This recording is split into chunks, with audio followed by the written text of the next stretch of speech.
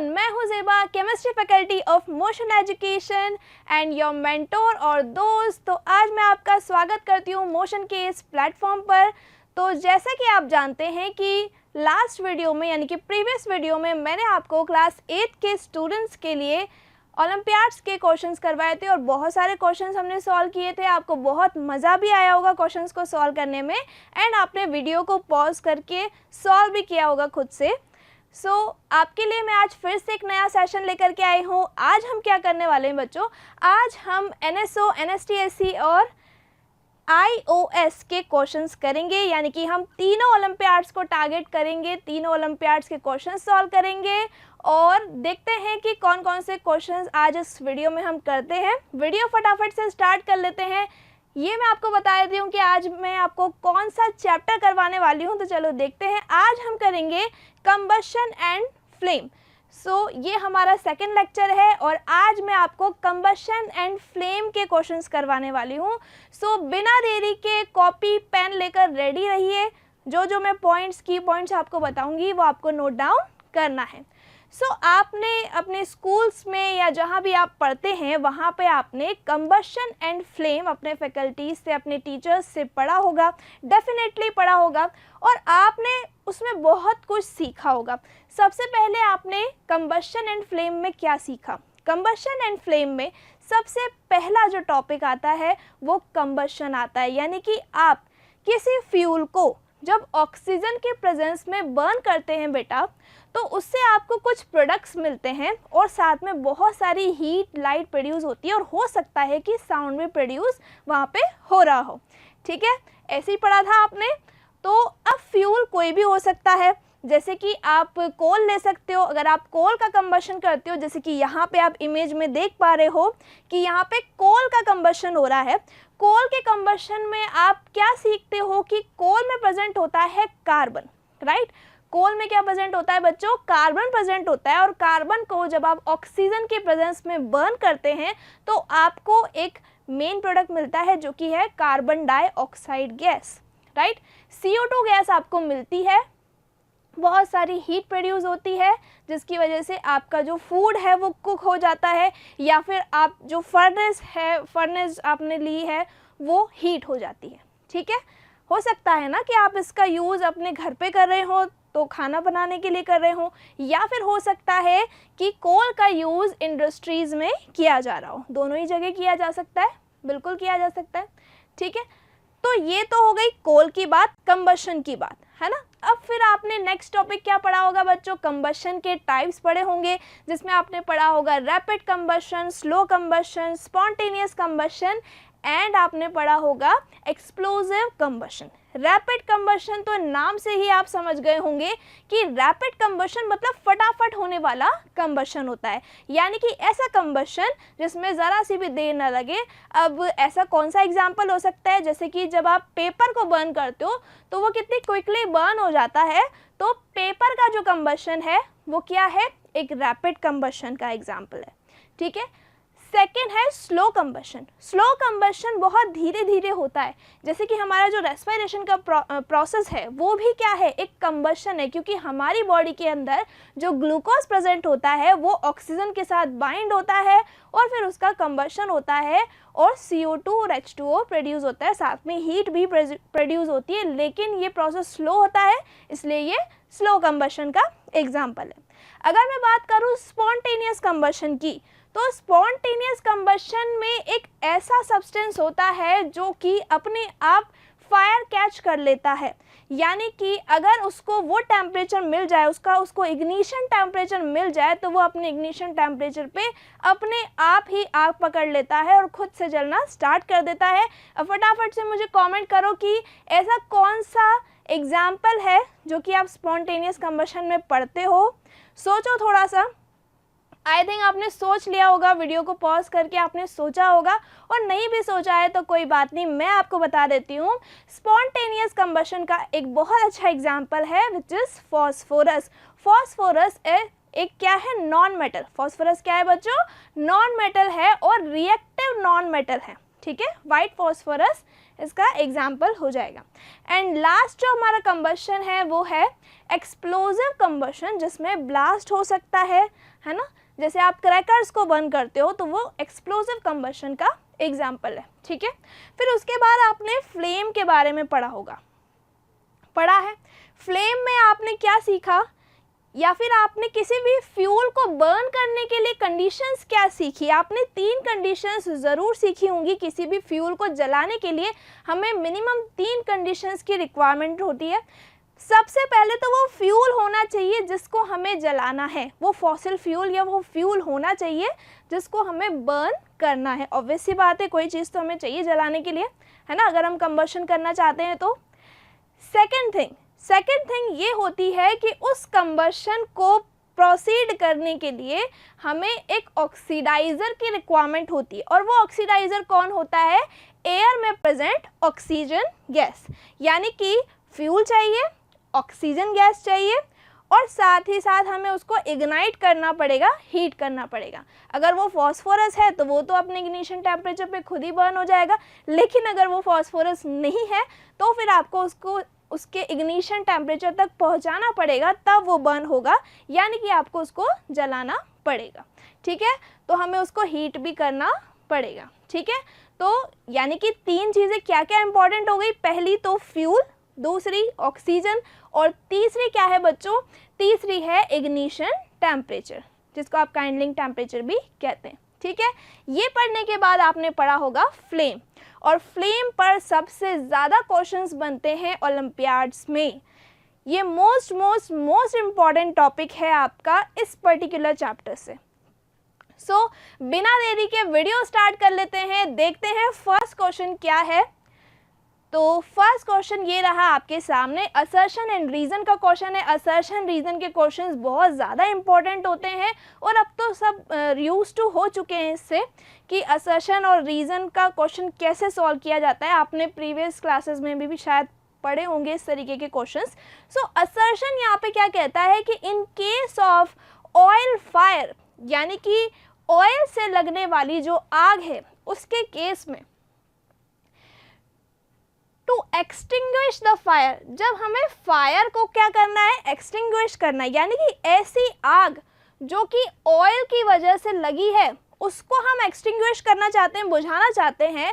The burning material is not spread with water, तो जो oil वाला मटीरियल है जिसकी वजह से आग लगी है उस पर आप पानी स्प्रेड नहीं कर सकते, ऐसा स्टेटमेंट 1 कह रहा है, या ऐसा असर्शन में लिखा हुआ है। ठीक है, रीजन में क्या दिया गया है बेटा आपको, the density of water is more than the density of oil. Yes, so यहाँ पे सही दिया हुआ है ना। और क्वेश्चन ये कहाँ से लिया गया है, क्वेश्चन लिया गया है NSTSC 2010 का ये क्वेश्चन है। ठीक है, so national level science examination का ये क्वेश्चन है, national level science talent search examination का ये क्वेश्चन है। ठीक है, तो असर्शन यहाँ पे बिल्कुल सही दिया गया है आपको। असर्शन क्या कहता है बच्चों कि एक ऐसी फायर है जो कि ऑयल की वजह से लगी है, तो क्या आप उस पर पानी स्प्रेड करोगे, नहीं करोगे, है ना। तो असर्शन तो यहाँ पे बिल्कुल सही दिया गया है, असर्शन इज ट्रू। असर्शन क्या दिया गया है बच्चों, सही दिया गया है। रीजन क्या कहता है, the density of water is more than the density of oil. Yes, ये भी सही है, ये भी आपको ट्रू दिया गया है ना, क्योंकि जो ऑयल होता है वो फ्लोट करता है किस पर, वाटर पे, यानी कि वाटर लोअर लेयर बनाता है और ऑयल अपर लेयर बनाता है। तो दैट मीन्स कि अगर यहाँ पे वाटर है और यहाँ पे ऑयल फ्लोट कर रहा है ना, ये अगर वाटर है और ये अगर ऑयल है तो क्या होगा, अगर यहाँ पे वाटर की डेंसिटी कम है तो पानी नीचे चला जाएगा। अगर आपने पानी स्प्रेड कर भी दिया तो उससे क्या होगा, पानी तो नीचे चला जाएगा और ऑयल फिर से उस पर तैरने लगेगा, है ना, क्योंकि ऑयल की डेंसिटी तो कम है और ऑयल फिर से बर्न होना स्टार्ट हो जाएगा। इसलिए यहाँ पे असर्शन और रीज़न दोनों ही सही दिया गया है। ठीक है, तो यहाँ पे असर्शन में क्या बात की गई थी कि in case of oil fire के केस में जो ऑयल फायर हमें बुझानी है उसके लिए हम पानी को स्प्रेड नहीं कर सकते, क्योंकि पानी की डेंसिटी क्या है, ज़्यादा है किससे, ऑयल से। तो यहाँ पे बिल्कुल सही दिए गए थे असर्शन और रीज़न, और रीज़न जो है वो असर्शन को सही एक्सप्लेन भी कर रहा है, इसलिए इसका आंसर हो जाएगा option A. Option A is the right answer. तो आई होप कि आपको फर्स्ट क्वेश्चन बहुत अच्छे से क्लियरली समझ में आया होगा। चलो नेक्स्ट क्वेश्चन करते हैं। एंड आपने नोट डाउन किया होगा कि वाटर की डेंसिटी ज़्यादा होती है ऑयल की डेंसिटी से। चलो नेक्स्ट क्वेश्चन करते हैं बच्चों। नेक्स्ट क्वेश्चन ये रहा आपके सामने। तो नेक्स्ट क्वेश्चन क्या कहता है कि why are the spirit and kerosene oil are made in such a way, यानी कि जो केरोसिन लैम्प होता है, सॉरी, वो इस तरीके से बनाया जाता है, किस तरीके से बनाया जाता है कि that the free end of the wick समझते हो, जो बत्ती उसमें लगी हुई होती है उसको विक कहा जाता है, जैसे कि कैंडल में होती है ना विक, वैसे ही। तो केरोसिन लैंप के अंदर जो विक होती है उसको फ्री रखा जाता है। किससे फ्री रखा जाता है भाई? With the flame remain totally cut off from the fuel, यानी कि उसको फ्यूल में डिप करके नहीं रखा जाता है, बल्कि फ्यूल से थोड़ा बाहर की तरफ उसको रखा जाता है। और वो जो पूरा कंटेनर होता है, यानी कि जो लैंप होता है, कांच का होता है या जिस भी मटेरियल का बना होता है, वो बिल्कुल पैक होता है। अब ऐसा क्यों होता है? तो यहाँ पे आपको 3 स्टेटमेंट दिए गए हैं। पहला, the fuel vaporises at room temperature, क्या उसमें जो फ्यूल भरा हुआ है वो इवेपोरेट हो जाता है। The fuel is highly inflammable, क्या फ्यूल हाईली इन्फ्लेमेबल है। तीसरा point, the calorific value of the fuel can be increased. तो यहाँ पे आपको इन तीनों स्टेटमेंट्स के बेस पे सही आंसर बताना है कि कौन सा यहाँ पे स्टेटमेंट सही दिया गया, ठीक है। और क्वेश्चन लिया गया है NSTSC 2013 से, ठीक है। तो अगर मैं केरोसिन की बात करूं तो केरोसिन एक वॉलेटाइल सब्सटेंस है, तो वो वेपराइज हो जाएगा। तो fuel vaporises at the room temperature, ये बात बिल्कुल सही कही गई है। And the fuel is highly inflammable, yes, kerosene जल्दी बर्न हो जाता है, इसलिए केरोसिन का यूज़ जो है वो काफ़ी सारी चीज़ों में किया जाता है, ठीक है। केरोसिन का यूज़ हम जेट एरोप्लेन्स में भी करते हैं, यानी कि एयरक्राफ्ट में भी केरोसिन का यूज़ किया जाता है। अब देखो थर्ड पॉइंट यहाँ पे क्या दिया हुआ है, बहुत ध्यान से पढ़ना है ना। थर्ड पॉइंट दिया हुआ है कि the calorific value of fuel can be increased. तो क्या किसी फ्यूल की कैलोरीफिक वैल्यू हम ऐसे इंक्रीज कर सकते हैं क्या? वो तो फिक्स अमाउंट में होती है ना, क्या हम उसको इंक्रीज करते हैं क्या? ऐसे कम ज़्यादा कर सकते हैं क्या? नहीं कर सकते, है ना। यानी कि यहाँ पे विक जो थी उसको फ्यूल से ऊपर रखा गया था, फ्यूल के टच में नहीं रखा गया था।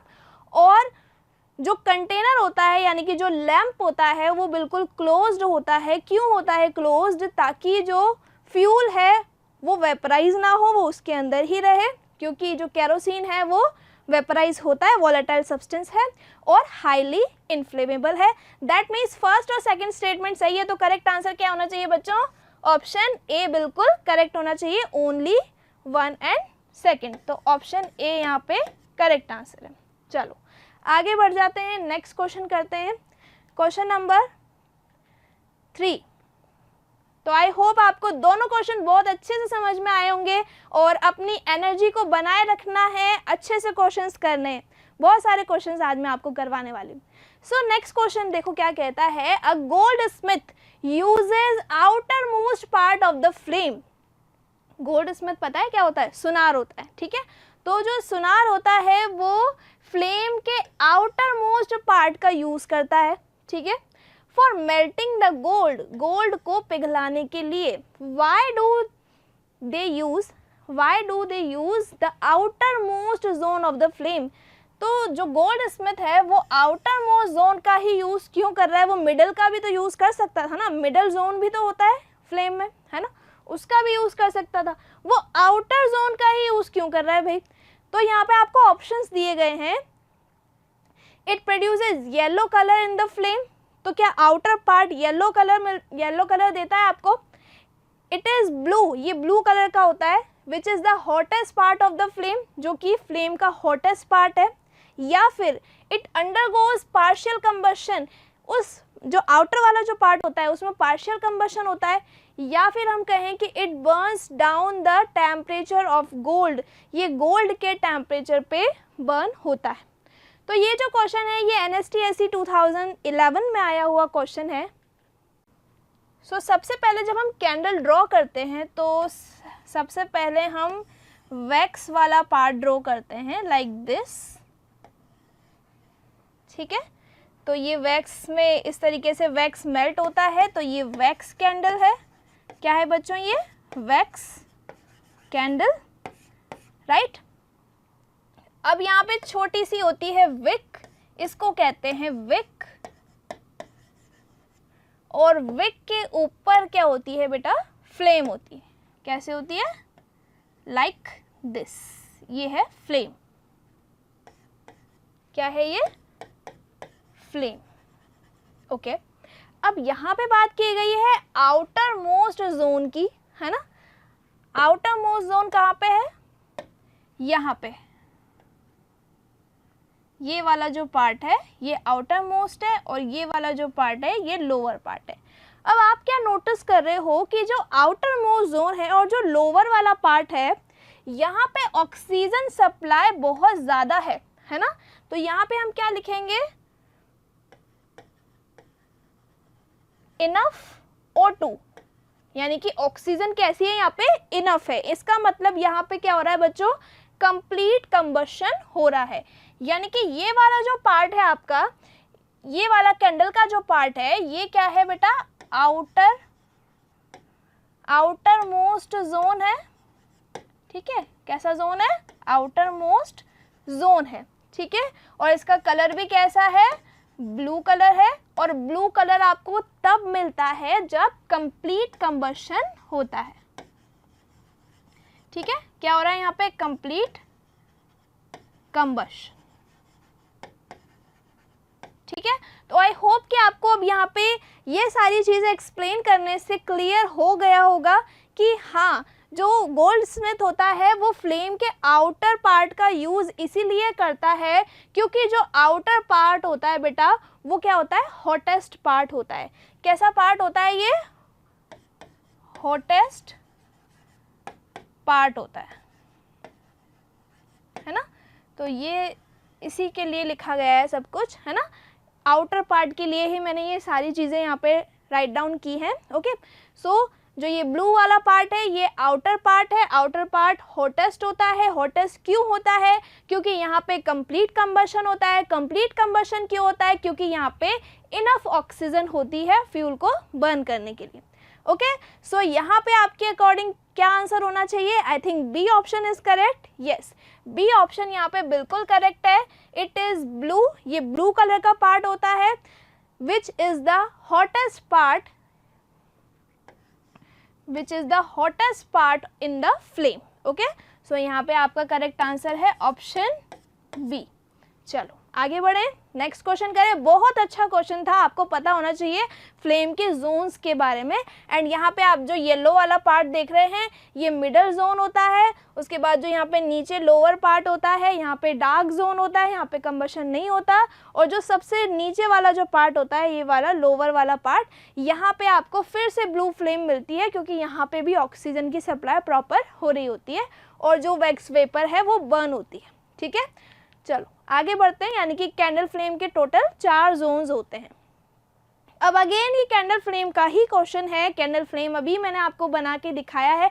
अब आपका एक होमवर्क है कि आप इस क्वेश्चन को सॉल्व करने से पहले खुद से बिना देखे एक बार कैंडल फ्लेम का डायग्राम बनाओ और उसमें सारे पार्ट्स को लेबल करो कि कौन सा पार्ट हॉटेस्ट है, कौन सा लीस्ट है, कौन सा मॉडरेट है। और साथ ही साथ आप ये भी लिखो कि कहाँ पे कंप्लीट कंबशन हो रहा है, कहाँ पे इनकम्प्लीट कंबशन हो रहा है और कहाँ पे कंबशन हो ही नहीं रहा है, ठीक है। तो ये जो क्वेश्चन है ये मैच द फॉलोइंग का क्वेश्चन है। क्वेश्चन कहता है कि अब यहाँ पे देखो हॉटेस्ट पार्ट, मॉडरेट पार्ट और लीस्ट हॉट पार्ट दिया हुआ है, ठीक है। IOS का क्वेश्चन है ये, 2019 में आया है। यहाँ पे आपको पार्ट कितना हॉट है ये बताया गया है, यानी कि कैंडल फ्लेम का कौन सा पार्ट हॉट है कौन सा नहीं है ये आपको कॉलम ए में एक्सप्लेन किया गया है। कॉलम बी में आपको बताया गया है कि कौन सा पार्ट इनर मोस्ट है, कौन सा मिडल है और कौन सा आउटर है। ये आपको पोजीशन बताई गई है और कहाँ पे कंप्लीट कंबशन हो रहा है, कहाँ पे पार्शियल कंबशन हो रहा है, ये आपको बताया गया है। एंड उसके बाद यहाँ पे आपको कौन कौन से कलर की फ्लेम मिल रही है आपको ऐसा बताया गया है, यानी कि कैसा कलर प्रोड्यूस हो रहा है, ब्लू हो रहा है, ब्लैक हो रहा है और येलो हो रहा है। ठीक है, तो अगर मैं बात करूं हॉटेस्ट पार्ट की, जो कैंडल का आउटर पार्ट होता है, जो अभी अभी जस्ट मैंने बनाया था, तो ये सारे ऑप्शंस देखने से पहले ही हमें आंसर इसका आ जाना चाहिए। सो यहाँ पे देखो ए में क्या दिया हुआ है, हॉटेस्ट। ठीक है, हॉटेस्ट पार्ट, हॉटेस्ट पार्ट कौन सा होता है बताओ, आउटर पार्ट है ना, आउटर जोन। और आउटर जोन में क्या होता है, कंप्लीट कंबशन।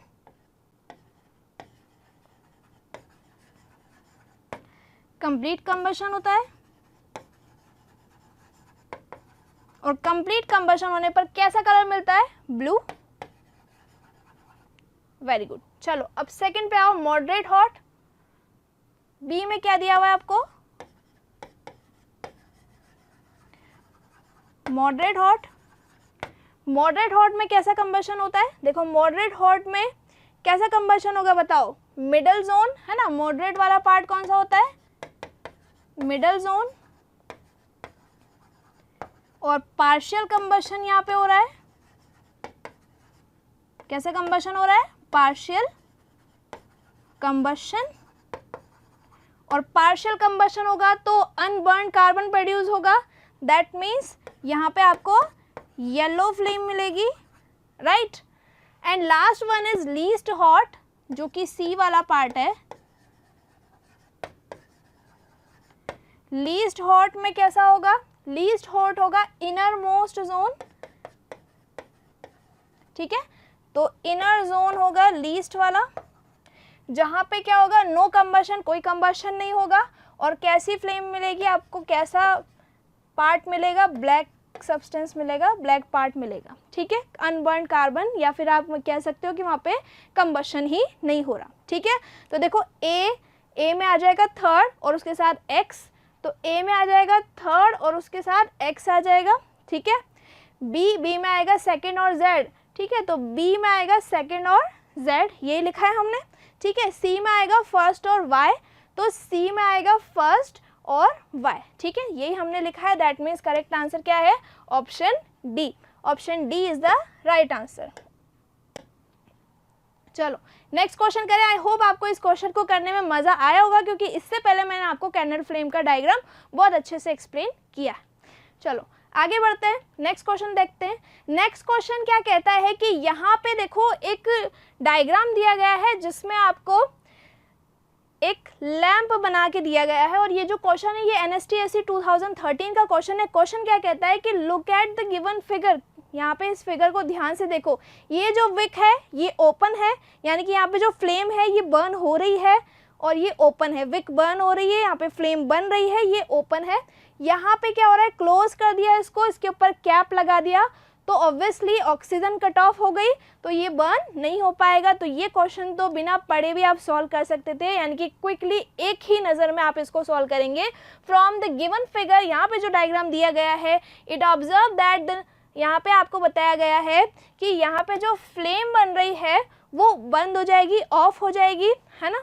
तो यहाँ पे आपको बताना है कि what influence can be made from the observation. तो आपने क्या देखा है यहाँ पे कि जो ऑक्सीजन है वो नेसेसरी कंडीशन होती है फॉर द कंबशन। तो यहाँ पे करेक्ट आंसर है ऑप्शन बी। ओके, तो यहाँ पे तो ऑप्शंस भी बहुत इजी दिए हुए थे, बी आंसर है इसका। चलो आगे बढ़ते हैं, नेक्स्ट क्वेश्चन सॉल्व करते हैं। नेक्स्ट क्वेश्चन भी इजी ही क्वेश्चन है और इसके लिए मैंने यहाँ पे आपको डायग्राम भी दिया गया है। हालांकि क्वेश्चन के अंदर डायग्राम नहीं है, क्वेश्चन बस इतना ही है।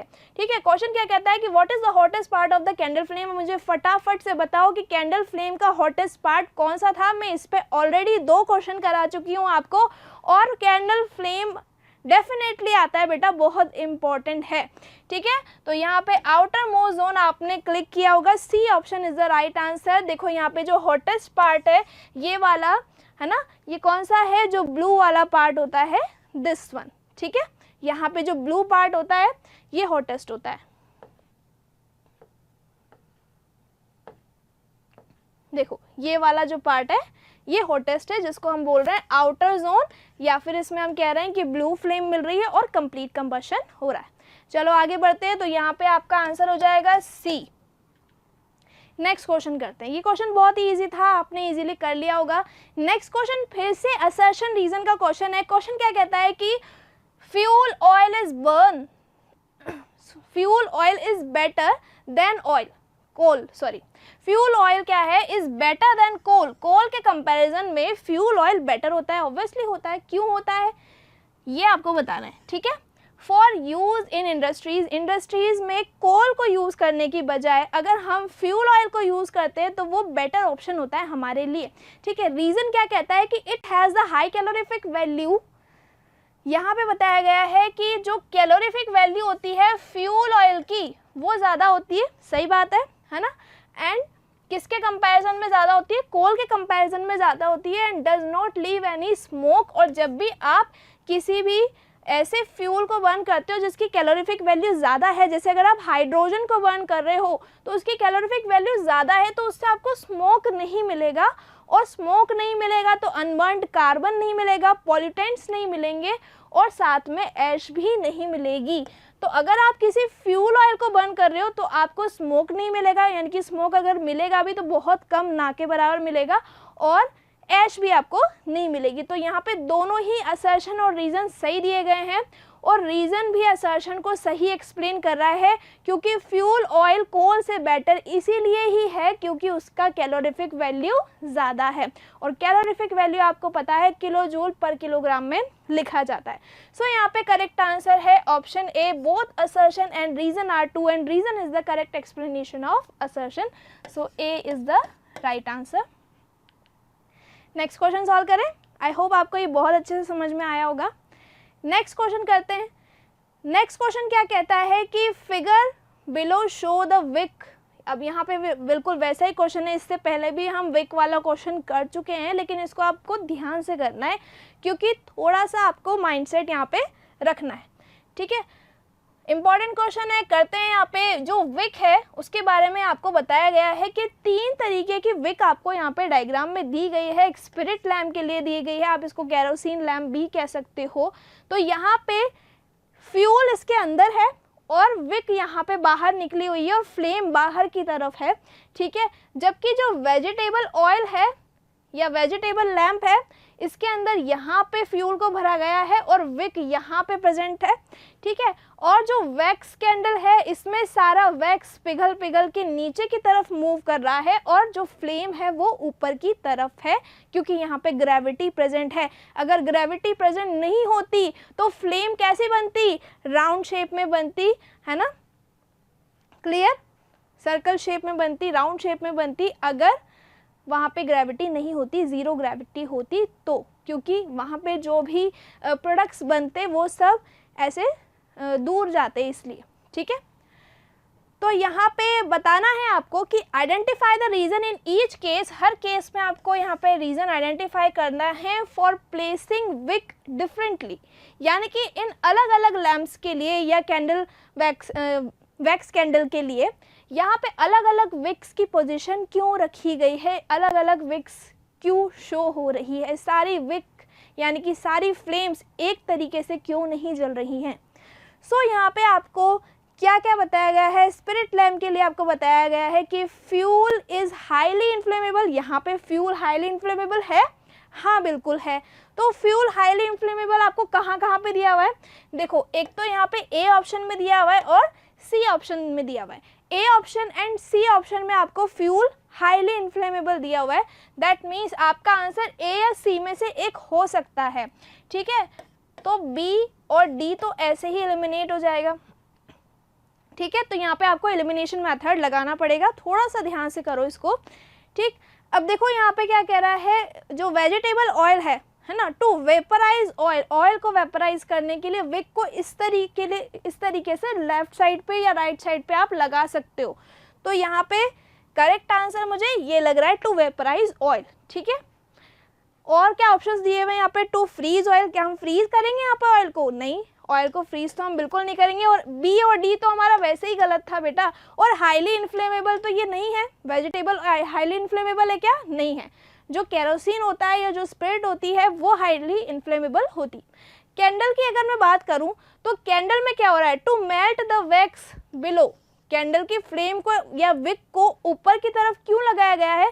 ताकि जब फ्लेम बर्न हो, यानी कि विक बर्न हो और उससे फ्लेम बने, तो उसकी वजह से जो हीट जनरेट हो उससे सारा वैक्स पिघल कर नीचे आ जाए।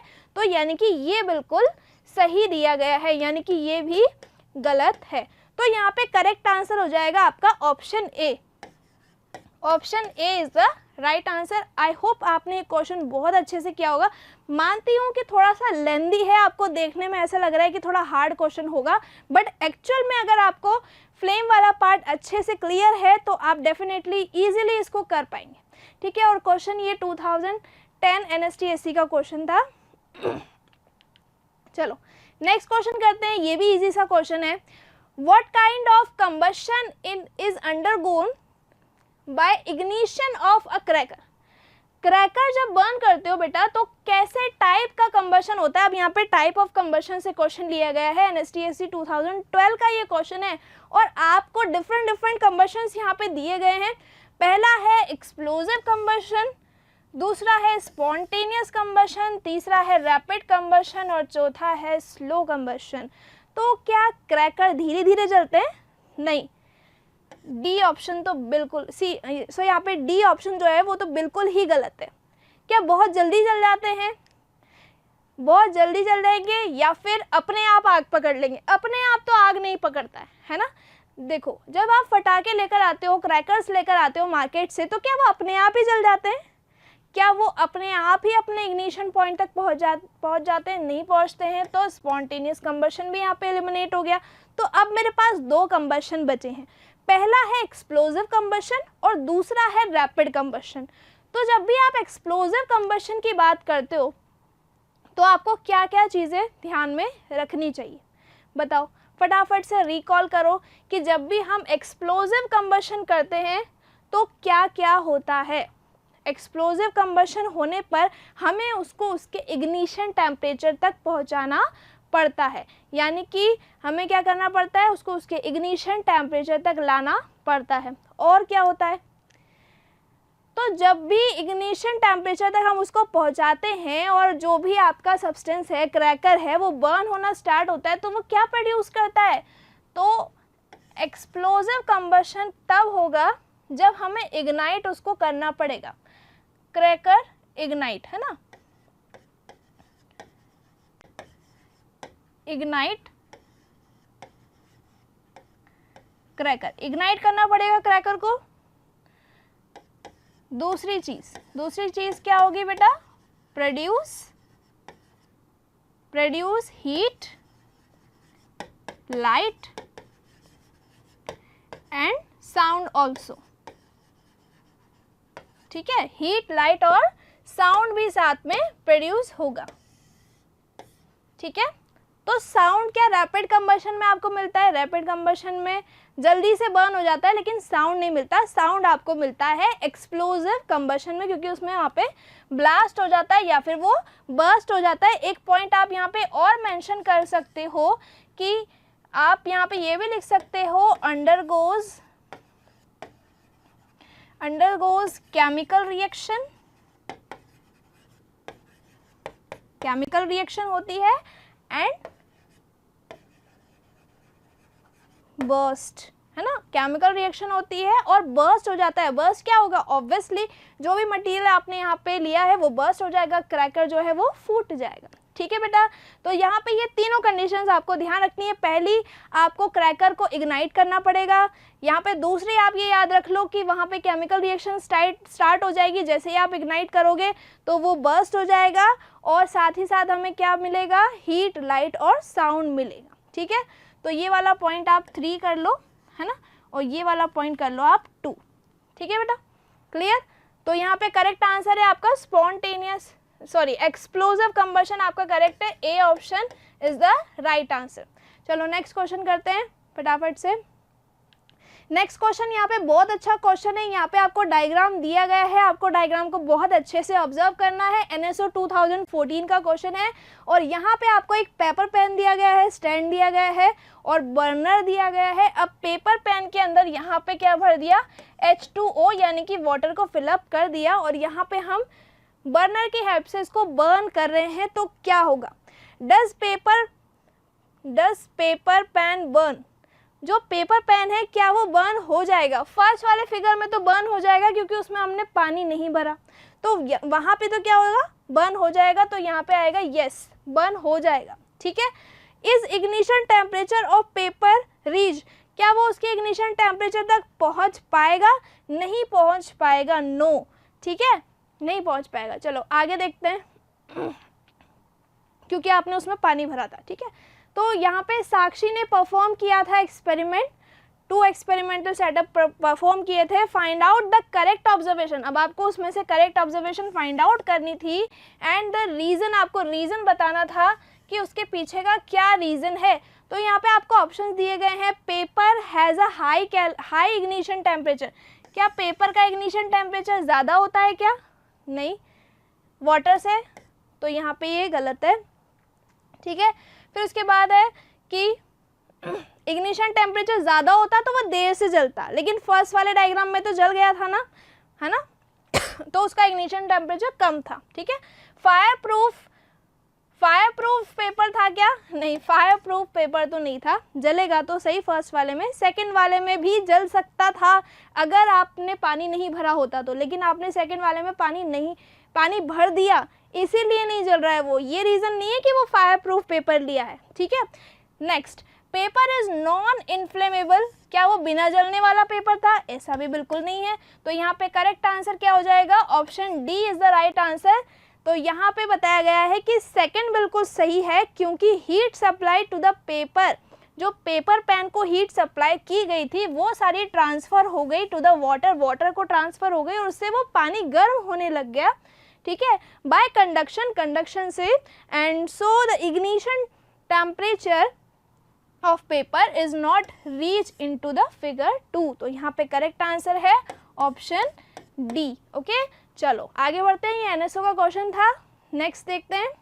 नेक्स्ट क्वेश्चन बहुत ही अच्छा क्वेश्चन है, आपको कैलोरीफिक वैल्यूज पता होनी चाहिए। सबसे पहले तो ये देखो कि कैलोरीफिक वैल्यू का फॉर्मूला क्या होता है। अगर आप कैलोरीफिक वैल्यू निकालते हैं किसी भी चीज़ के लिए तो जो हीट प्रोड्यूस होती है, हीट प्रोड्यूस्ड, और हीट किस में प्रोड्यूस होगी बेटा? किलो जूल में प्रोड्यूस होगी। तो यहाँ पे आ जाएगा किलो जूल, ठीक है। और अपॉन में आप क्या लिखेंगे? Mass of the fuel, mass of the fuel, fuel का मास यहाँ पे आपको रखना है, तो आप रखेंगे इसको किलोग्राम में, ठीक है। यानी कि हीट किलो जूल में मिलेगी और मास आपको मिलेगा किलोग्राम में, इसलिए इसकी यूनिट यहाँ पे आपको दी गई है किलो जूल पर किलोग्राम, ठीक है। अब यहाँ पे आपको अलग अलग वैल्यूज़ दी गई हैं, यानी कि अलग अलग कैलोरीफिक वैल्यूज़ दी गई हैं। आपको ये बताना है कि काऊ डंग की कैलोरीफिक वैल्यू कौन सी है इनमें से, तो बताओ फटाफट। तो यहाँ पे क्वेश्चन NSTSC 2013 का क्वेश्चन है, फटाफट से दिमाग लगाओ। अगर आपने वैल्यूज़ लर्न की हैं तो डेफिनेटली आपको पता होगा। तो यहाँ पे करेक्ट आंसर है ऑप्शन ए, क्योंकि ऑप्शन ए यहाँ पे काऊ डंग की कैलोरीफिक वैल्यू है, ठीक है। और ऑप्शन बी में जो दिया गया है वो वुड की कैलोरीफिक वैल्यू है, और ऑप्शन सी में जो आपको दिया गया है 25,000 to 33,000 ये कोल की कैलोरीफिक वैल्यू है, और लास्ट ऑप्शन में 35,000 to 40,000 दिया हुआ है, ये बायोगैस की कैलोरीफिक वैल्यू है। अब आप मुझे कमेंट में आंसर करो कि सबसे ज़्यादा कैलोरीफिक वैल्यू कौन से फ्यूल की होती है।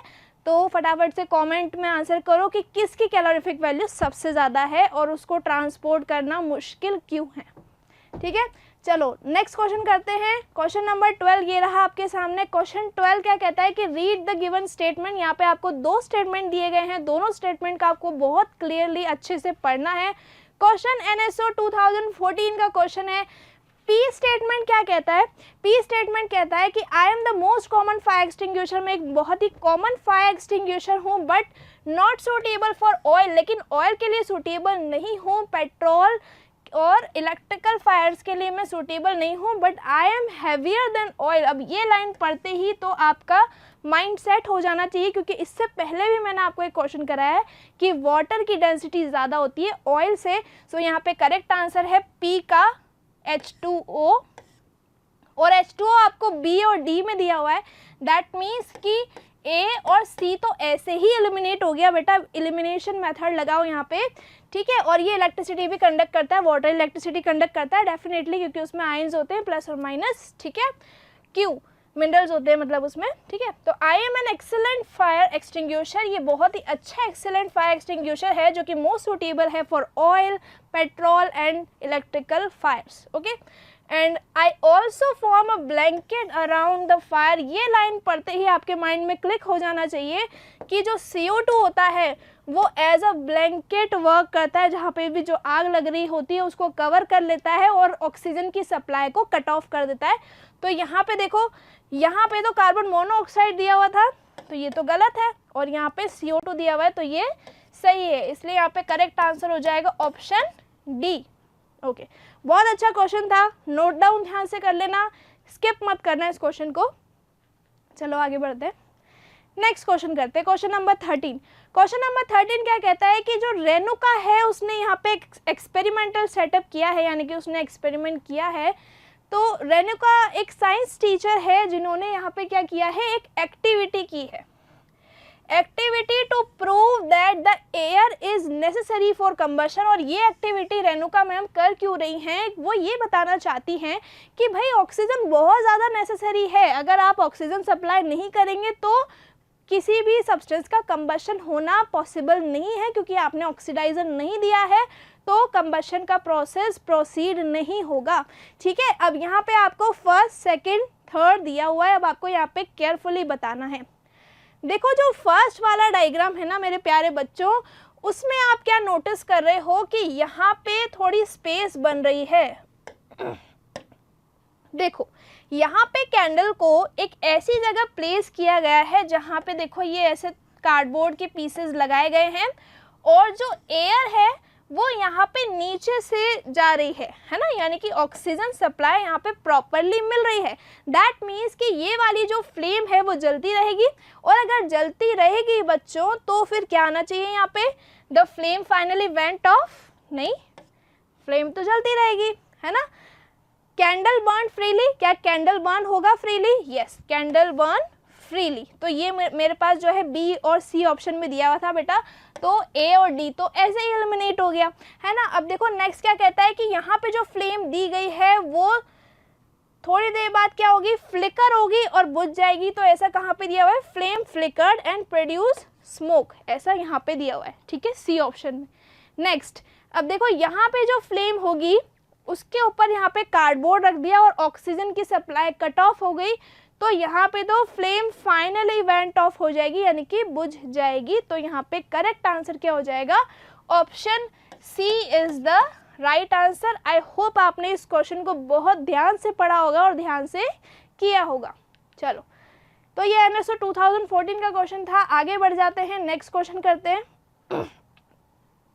NSTSC 2013 का क्वेश्चन है, मैंने कुछ थोड़े एक्स्ट्रा क्वेश्चंस भी लिए हैं, ठीक है। तो कहीं पे अगर यहाँ पे आपको ऐसा लग रहा है कि ये बहुत ज़्यादा इम्पॉर्टेंट है, हमने नहीं पढ़ा है, जो मैंने आपको पॉइंट्स लिखवाए हैं वो आपको डेफिनेटली लिखना है, सारी क्वेश्चंस को बहुत अच्छे से सॉल्व करना है, ठीक है।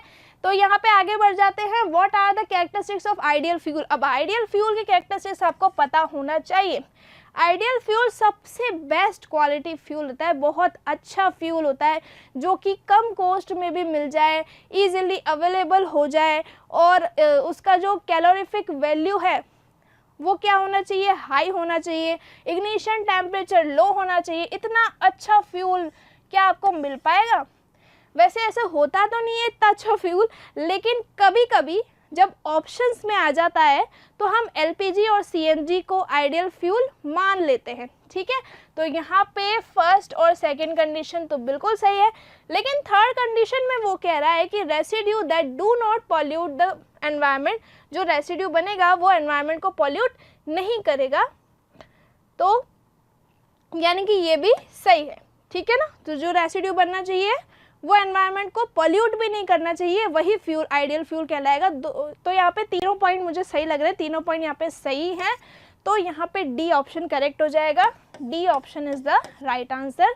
चलो अब ये रहा हमारा लास्ट क्वेश्चन, क्लास ओवर होने को आई है, तो आई होप आपको क्लास में बहुत मज़ा आया होगा। लास्ट क्वेश्चन सॉल्व करते हैं। क्वेश्चन क्या कहता है कि liquid and gaseous fuel have more advantages over solid fuel। Obvious सी बात है, लिक्विड और गैसियस फ्यूल के बहुत सारे एडवांटेजेस होते हैं।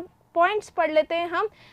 तो यहाँ पे फर्स्ट पॉइंट क्या कहता है, फर्स्ट स्टेटमेंट क्या कहता है कि calorific value of the liquid and gaseous fuel is higher than the solid fuel. बिल्कुल सही बात है, उसकी कैलोरीफिक वैल्यू ज़्यादा होती है। किसकी? लिक्विड फ्यूल की कैलोरीफिक वैल्यू ज़्यादा होती है, किसके कंपैरिजन में? सॉलिड के कंपैरिजन में। तो ये बिल्कुल सही है।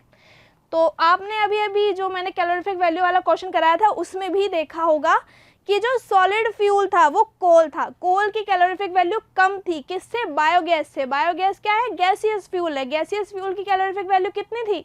बताओ फटाफट से, कमेंट में आंसर करो मुझे कि गैसियस फ्यूल जो पढ़ा था हमने, बायोगैस जो फ्यूल पढ़ा था, उसकी कैलोरीफिक वैल्यू कितनी थी? 35 to 40 थी, 35 to 40,000, ठीक है। तो ये बात बिल्कुल सही है, ठीक है, क्लियर।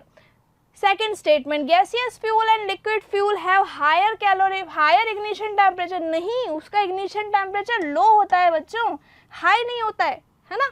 तो स्टेटमेंट 2 तो हमारा गलत हो गया। स्टेटमेंट 3 क्या कहता है कि liquid and gaseous fuel are easier to store. हाँ, उसको स्टोर करना ईजी है, हम पाइपलाइंस के थ्रू स्टोर कर सकते हैं, यानी कि हम सॉलिड को पाइपलाइंस के थ्रू स्टोर नहीं कर सकते, ठीक है। तो थर्ड भी सही है। Fourth, liquid and gaseous fuel burn completely no leaving any residue. ये भी सही है, कोई रेसिड्यू हमें नहीं मिलता, वो पूरे बर्न हो जाता है, कंप्लीट कंबशन उनका हो जाता है। तो यानी कि फर्स्ट, थर्ड और फोर्थ सही है। तो यहाँ पे आपको मिल रहा है बी ऑप्शन में फर्स्ट, थर्ड और fourth. So B option is the right answer. So कैसा लगा आपको ये सेशन? आई होप आपको इस सेशन में बहुत ज़्यादा मज़ा आया होगा। सारे क्वेश्चंस हमने बहुत अच्छे से सॉल्व किए। आपने देखा होगा कि कैंडल फ्लेम कितना ज़्यादा इम्पॉर्टेंट है और कितने सारे ओलंपियाड्स में, कितने सारे ईयर्स में वो क्वेश्चंस रिपीट हुए हैं।